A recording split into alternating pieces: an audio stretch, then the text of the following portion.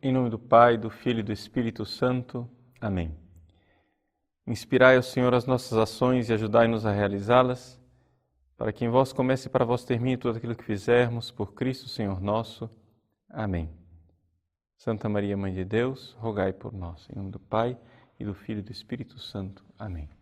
Muito bem, estamos de volta na nossa aula de Catecismo. Iniciamos hoje a aula de Catecismo número 5 e você que está acompanhando através do texto do nosso catecismo, nós estamos no número 59. Deus elege Abraão.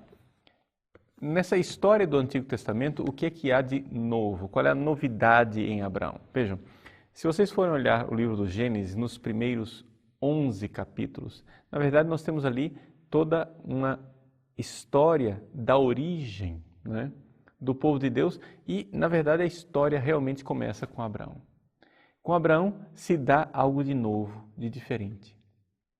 Com Abraão, Deus escolhe Abraão, elege Abraão para dele tirar um povo. O que é que há de revolucionário, para usar essa palavra, né, que é inadequada, na escolha de Abraão? É o seguinte, Deus fala com Abraão, mas Deus não aparece, Deus não tem imagens. E Deus nem sequer mostra um nome. E isso é revolucionário, isso é interessante. Por quê? Porque os deuses dos povos antigos, eles sempre tinham um nome e tinham uma imagem. O nome e a imagem são importantes porque são uma forma da pessoa entrar em contato com a divindade, mas também, ao mesmo tempo, são uma forma de manipular a divindade. Veja só, aqui acontece a grande escolha, a grande distinção da fé, né, bíblica, a fé no Antigo Testamento, a fé que será também a fé da Igreja Católica e das outras religiões. Basicamente, podemos resumir a coisa no seguinte: você tem uma escolha para fazer na sua vida. Ou você se deixa modelar por Deus, que é teu Criador, e você então vive aquilo que está escrito no livro do Gênesis, capítulo 2, que Deus pega o barro, modela Adão, etc., e faz a pessoa, ou você vai ter uma atitude contrária, em que será você quem vai pegar o barro e vai fazer uma imagem de Deus, a sua imagem e semelhança. Então, a escolha é essa. Ou você tem um Deus Criador que modela você à semelhança dele, ou você toma o lugar de Deus, faz um ídolo à sua imagem e semelhança, e depois se ajoelha diante desse ídolo para adorá-lo. É a idolatria. Deus escolhe Abraão para pedagogicamente ensinar a Abraão essa diferença, esse caminho diferente, essa ruptura. A gente pode imaginar aqui que dificuldade que houve entre Abraão e Sara, né? Abraão chega para Sara, que nessa época chamava-se Sarai, né? E Abraão, nessa época, logo no início, chamava-se Abrão, né? Então, os dois mudaram de nome. Abrão chega para Sarai e diz: olha, vamos embora. Ela diz: para onde? Não, nós vamos para um lugar que eu não sei onde é. Mas Deus me apareceu e disse que é para ir.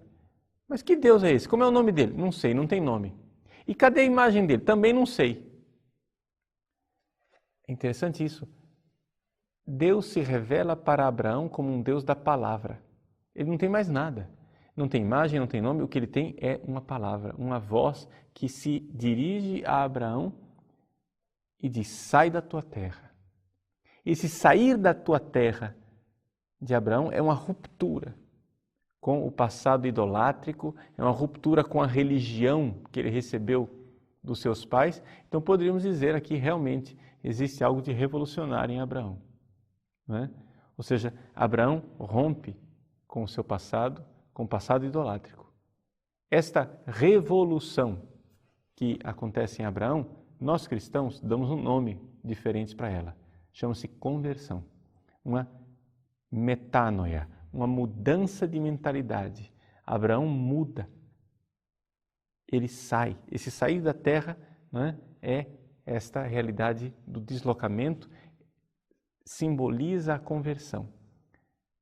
Abraão vai ouvindo e obedecendo a palavra de Deus. Aqui começa tudo aquilo que para nós cristãos vai ser tão importante, né? Uma fides ex audito, uma fé que vem do ouvir.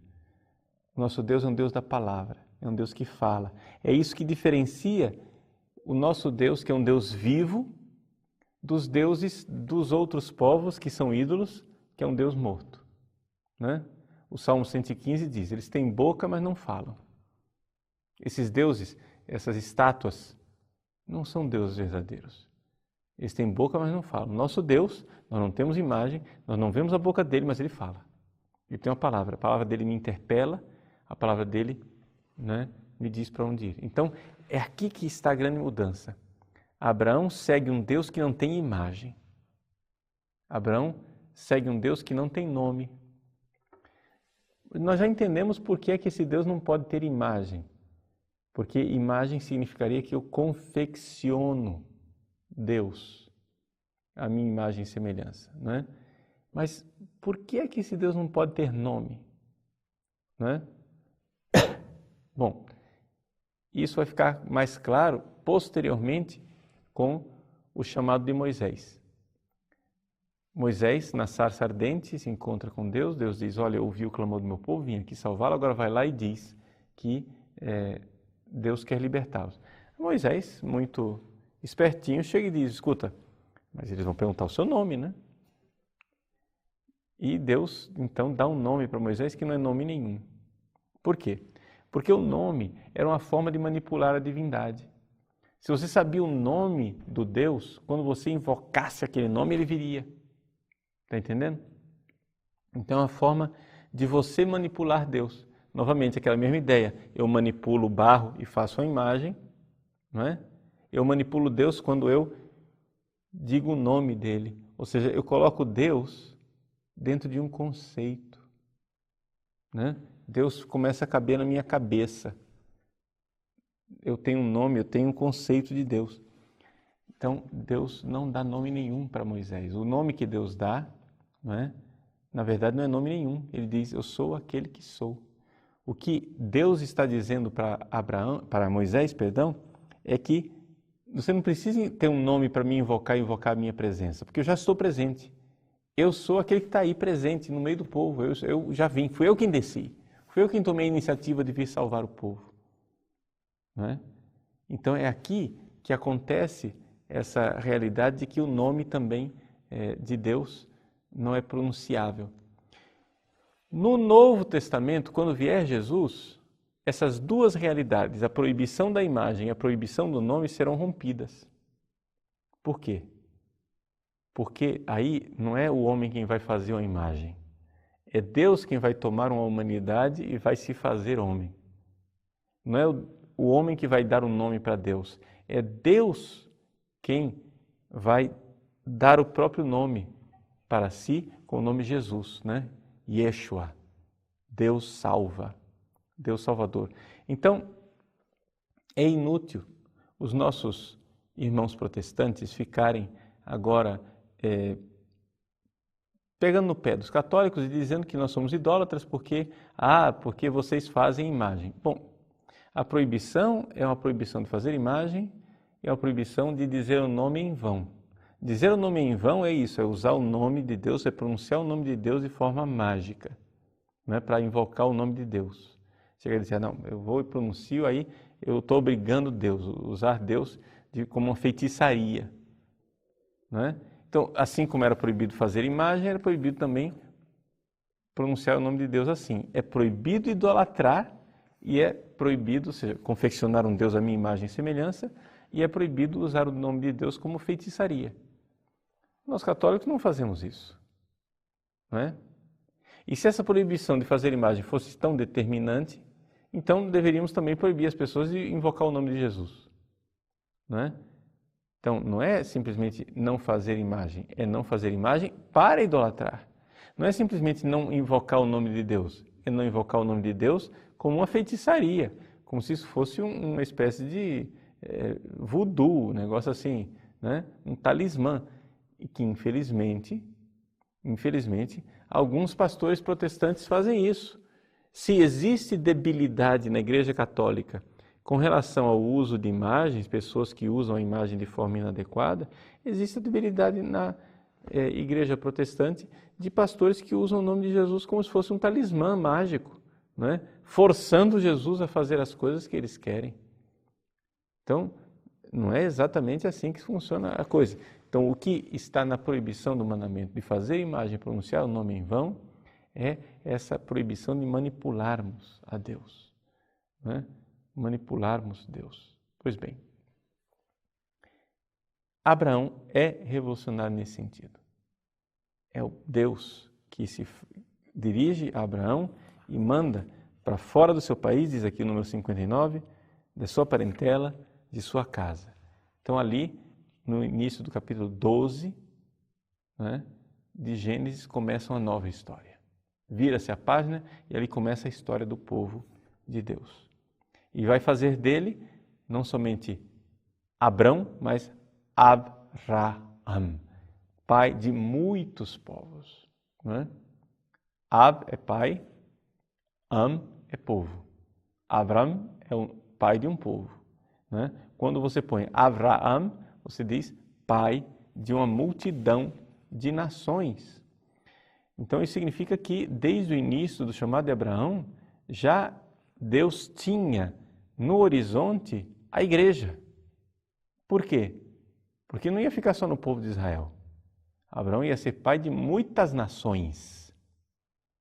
Essa promessa de Deus se manifesta, né, na Igreja Católica.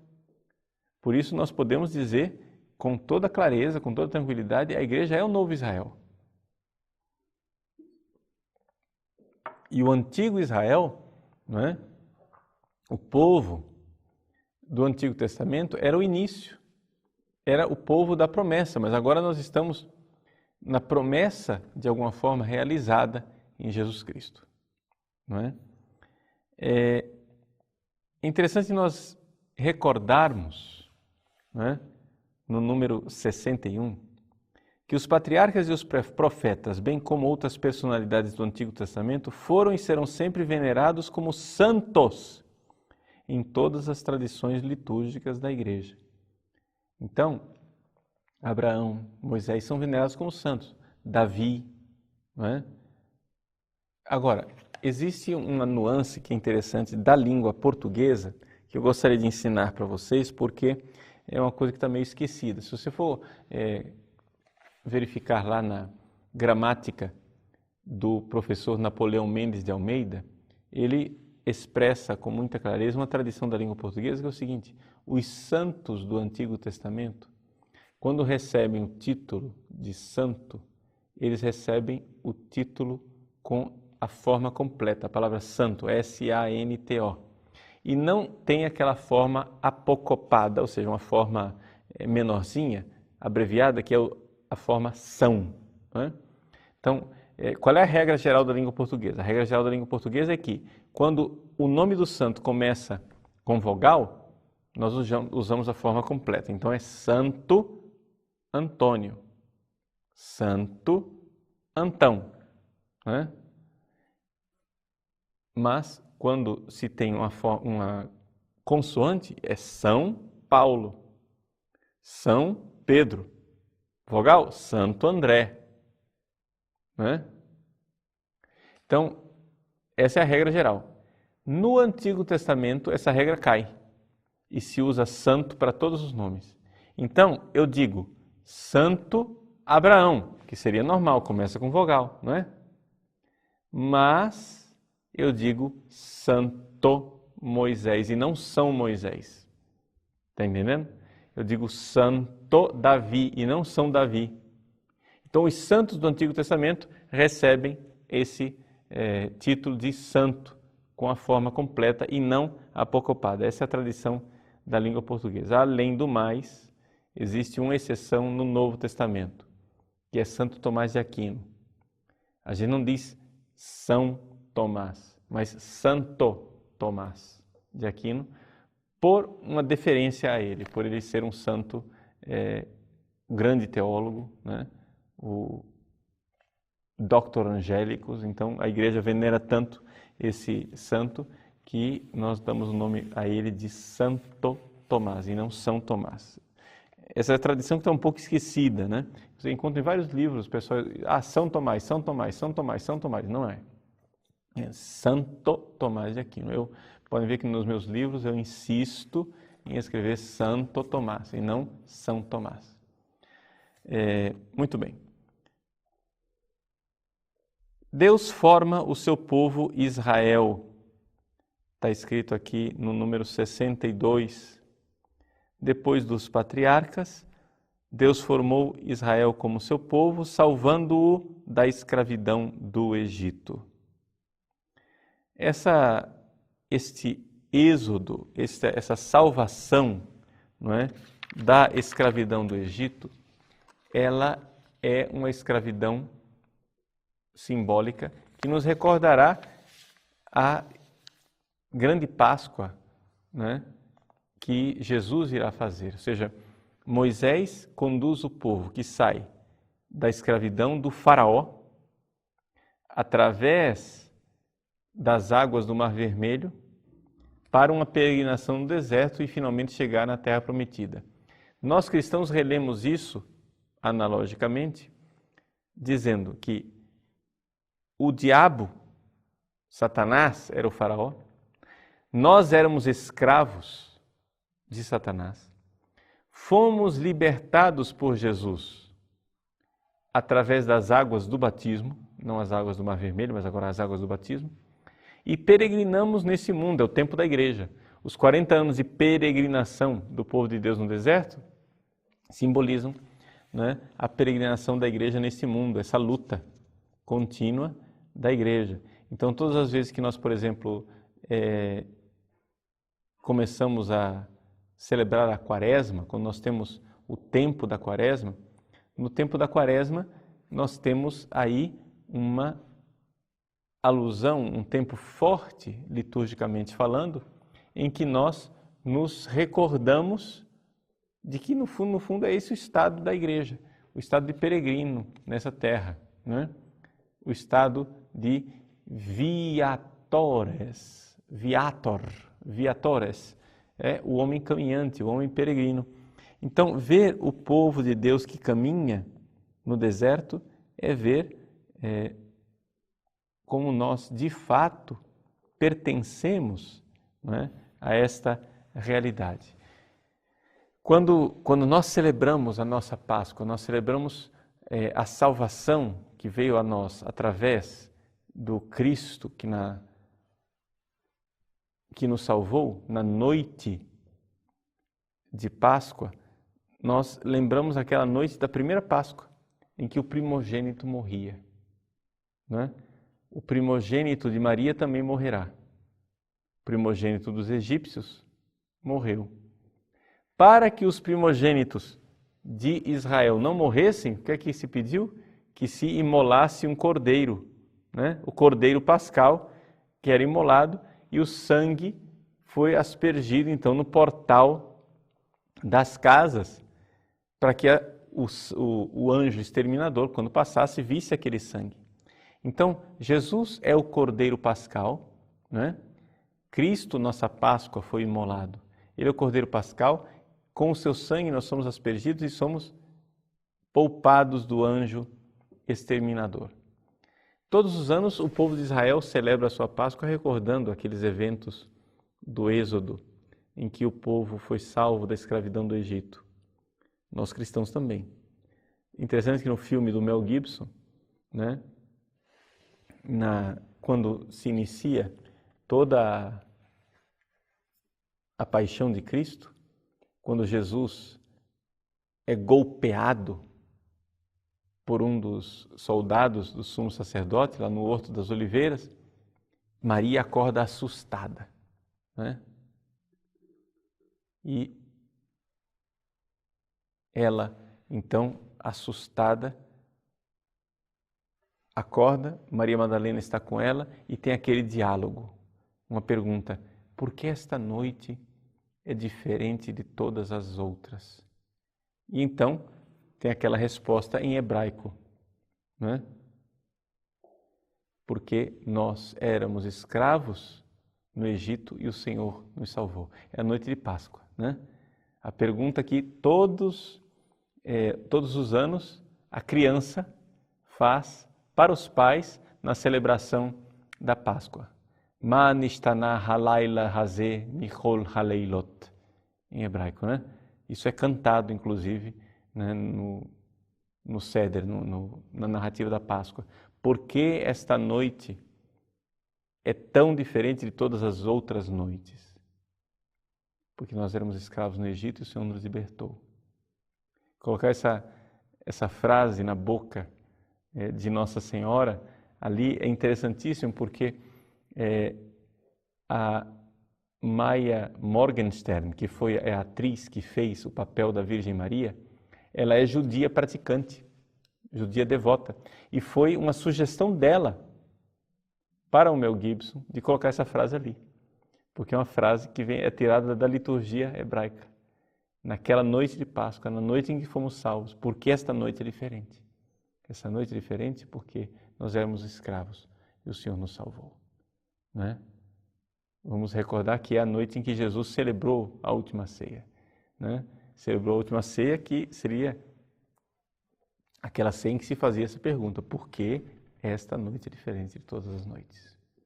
Então, essa unidade nossa com o povo de Deus, com o povo eleito, sabendo que aquilo que nós celebramos é a realização daquilo que no Antigo Testamento era somente uma promessa, né? No Catecismo, ele começa colocando essa realidade do povo de Israel com Abraão, com Moisés, exatamente porque a igreja sabe que ela é o novo Israel. Agora, infelizmente, a teologia da libertação esvazia o conteúdo dessa realidade, né? Por exemplo, eles não acreditam mais na existência do demônio, né? Existe toda uma tendência de se ler o Antigo Testamento numa ótica marxista. Se você for pegar, por exemplo, aquela Bíblia pastoral publicada pela Paulus, pegue ali a Bíblia pastoral e leia os primeiros capítulos do livro do Êxodo, sobretudo prestando atenção nos subtítulos. Aquilo lá é o manual de revolução e guerrilha do Marighella, um negócio assim incrível. O pessoal conseguiu ler, enxergar no Êxodo, né, um confronto entre o povo oprimido e o patrão, entendeu? Os capitalistas. Tá lá os títulos, né? Começa o conflito, entendeu? A ideologia do opressor é desmascarada, etc. e tal. Onde que enxerga isso? Ou seja, a coisa é imanentizada, não é mais a libertação, não é a libertação política, histórica do Egito, do faraó, sempre foi interpretada pela igreja como uma libertação espiritual, um sinal de uma libertação espiritual do demônio. Não. Ali é símbolo de uma libertação que nós precisamos fazer agora, politicamente. Nós temos que entrar no partido, pegar a carteirinha, lutar no sindicato, aí nós não vamos conseguir. Então, é um esvaziamento do mistério cristão. Sem dúvida nenhuma, imanentização terrível feita pela teologia da libertação. Nós sabemos com clareza que Jesus cria perfeitamente na existência do demônio e ele entendeu o seu próprio ministério como sendo a sua missão salvadora como uma derrota do demônio. Não há como você se ater à historicidade dos dados bíblicos e negar isso. Não é? Hoje, infelizmente, nós temos até padres que negam a existência do demônio. Por exemplo, o padre Quevedo, não é? Luta a todo momento para dizer que o demônio não existe, não tem nada disso. Mas não é isso. Essa não é a fé da igreja. Não é? Uma das coisas mais claras que a gente tem, que provam que Jesus realmente cria na existência do demônio, é o seguinte: você olha para o Antigo Testamento, quase não se fala de demônio. No Novo Testamento, a cada 2 páginas, Jesus está expulsando o demônio. Você vai dizer, não, mas é que ele fez isso pela mentalidade da época. Como mentalidade da época? Não é? Você vê, por exemplo, o conflito de Jesus com os fariseus. Os fariseus começaram a acusar Jesus de expulsar o demônio com o poder de Beelzebul. O demônio foi expulso pelo poder de Beelzebul? Pera lá, Jesus podia ter escapado dessa e dito tranquilamente, não, o demônio não existe. Eu não expulso nada com o poder de Beelzebul, porque o demônio não existe. E se Jesus fizesse isso, ele estaria em profunda sintonia com o grupo dos saduceus, que era o grupo mais conservador em Israel. Os saduceus não acreditavam em ressurreição, em anjos e demônios. Portanto, Jesus não acreditava na existência de demônios porque ele tinha que ceder à cultura da época. Não, tinha todo um grupo em Israel que não acreditava em demônio. Os fariseus é que acreditavam. Então Jesus podia ter escapado dessa acusação dos fariseus, dizendo, não, o demônio não existe. Mas não, ele escolhe o caminho mais difícil de argumentação, que é exatamente o fato, admitir que o demônio existe, porque de fato existia. E se nós não entendermos que existe o demônio, que Jesus derrota o demônio, nós não entendemos nada a respeito da libertação realizada por Cristo. Então essa libertação realizada por Moisés, no Antigo Testamento, ela prefigura a libertação de Moisés, que tira o povo da opressão do faraó, prefigura a libertação que virá com Jesus Cristo, que nos libertará do demônio. É essa a realidade que nós cremos e é isso que nós precisamos aqui recordar com muita clareza. Pois bem, ficamos por aqui. Na próxima aula nós retornamos para continuar a nossa meditação sobre a revelação de Deus, estudando sobretudo agora a constituição Dei Verbum e a revelação de Deus, como é que nós recebemos essa revelação e como é que nós podemos transmiti-la. Deus abençoe você, continue conosco, em nome do Pai, do Filho e do Espírito Santo. Amém.